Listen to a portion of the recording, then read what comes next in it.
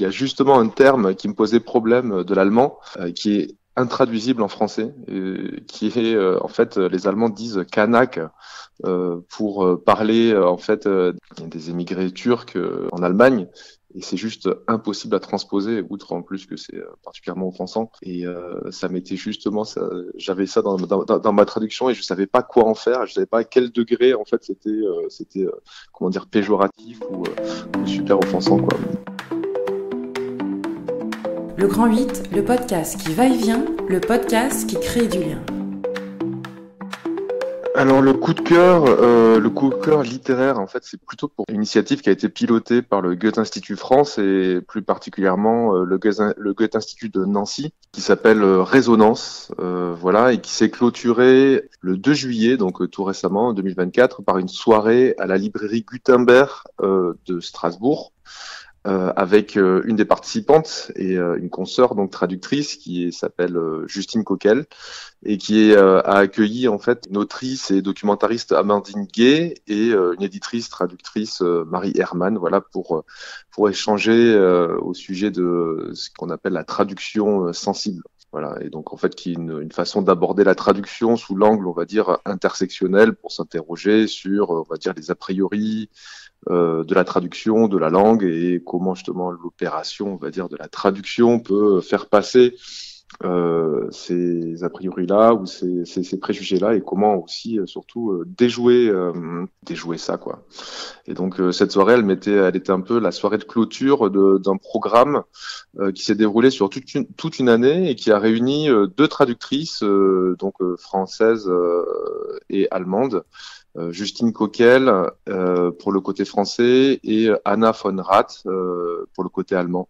Et voilà, et en fait pendant toute une année, elles ont échangé sur cette question-là de la traduction sensible et elles ont mené des entretiens, elles ont aussi fait pas mal de lectures et essayé justement de réfléchir à cette question-là ou comment déjouer un peu les pièges tendus par la langue et de tout ce qu'elle peut véhiculer. Donc voilà, elles ont fait aussi sur le site du Goethe-Institut une espèce de boîte à outils avec des questions. Et là c'est rigolo parce qu'en le lisant, je m'aperçois que dans une traduction que je suis en train de faire, il y a justement un terme qui me posait problème de l'allemand qui est intraduisible en français, qui est en fait les Allemands disent Kanak pour parler en fait des émigrés turcs en Allemagne et c'est juste impossible à transposer outre en plus que c'est particulièrement offensant ça m'était justement j'avais ça dans ma traduction et je savais pas quoi en faire, je savais pas à quel degré en fait c'était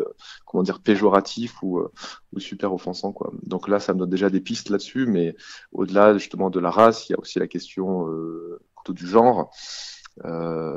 Avec typiquement l'allemand à Mensch par exemple qui est plutôt l'être humain, là où on a plutôt l'homme en français. Donc voilà comment déjouer ce genre de choses. Donc vous parliez de cet événement Résonance. Est-ce que vous pouvez nous en parler un peu plus ? Alors, en fait, Résonance, c'est une initiative, en fait, c'est même une plateforme, en fait, mise en place, pilotée par le Goethe-Institut France, et qui a été lancé à l'occasion du 60e anniversaire de la signature du traité de l'Élysée. Donc voilà, avec le soutien d'autres institutions comme l'Office franco-allemand pour la jeunesse et d'autres partenaires comme le Haut Conseil culturel franco-allemand, le Comité franco-allemand des industries culturelles, etc., etc. Et donc à partir de 2023, ils ont lancé des initiatives transfrontalières pour faire ce qu'ils appellent, d'où son nom, créer de nouveaux espaces de résonance entre la France et l'Allemagne, voilà, pour tenir des nouvelles formes de coopération européenne tournées vers l'avenir. Et dans ce cadre-là, en fait, il y avait cette initiative autour de la traduction. C'est ça qui m'a rendu aussi sensible, outre que une de mes consoeurs avec qui d'ailleurs on fait des Stammtisch ici à Strasbourg pour parler de nos traductions. Donc cette consoeur qui a participé pour le côté français, donc qui s'appelle Justine Coquel. Est-ce qu'elle a une forme d'engagement justement, Justine Coquel, dans sa présentation vous parlez des genres. Est-ce que justement dans la traduction, vous avez aussi, comme en français, cette question-là qui revient avec même le non-binaire, par exemple ? Oui, ça revient, mais alors ça revient à différents niveaux, c'est-à-dire il y a, on va dire, le premier niveau, c'est quand c'est même pas conscient dans ce qui est énoncé. Alors là, par exemple, l'allemand qui s'inspire beaucoup de l'anglais a, comment dire, a fait le choix, ou dans certains cadres, dans certains contextes, fait le choix de, par exemple, pour noir, ou notamment l'ancien terme très péjoratif et très chargé au niveau historique de nègre. L'allemand va faire un peu le même choix que l'anglais, va appeler ça le N-Wort, comme le N-word en anglais. Euh, et ça, en fait, ça, ce sont des questions qui se posent dans la traduction. Et comment faire? Est-ce qu'on importe? Est-ce qu'on garde? Est-ce qu'on fait une note, etc. Moi, je sais que j'ai ce problème-là parce que dans un roman que je traduis qui date voilà, des années 20, et pourtant d'un auteur qu'on peut pas taxer de racisme ou de classisme ou autre, il emploie ce terme-là. Donc moi va se poser la question de comment je l'emploie ça, mais je me vois mal non plus aussi calquer, on va dire, des approches qui sont celles de maintenant sur la question du N-word ou de mettre des notes, etc. Donc voilà, donc il y a ça, mais il y a aussi toute une littérature qui se développe et qui essaie de porter à la connaissance ces problèmes, de les formaliser aussi et d'essayer d'y donner des réponses en fait, au moins avec la langue, comme chercher des équivalences, mais à essayer de pousser la réflexion sans forcément arriver à des solutions ou des réponses définitives. Elle essaie de trouver des idées, elle essaie de sensibiliser en fait plus que trouver des solutions à ces enjeux-là qui en fait sont des enjeux de traduction et de langue plus généralement.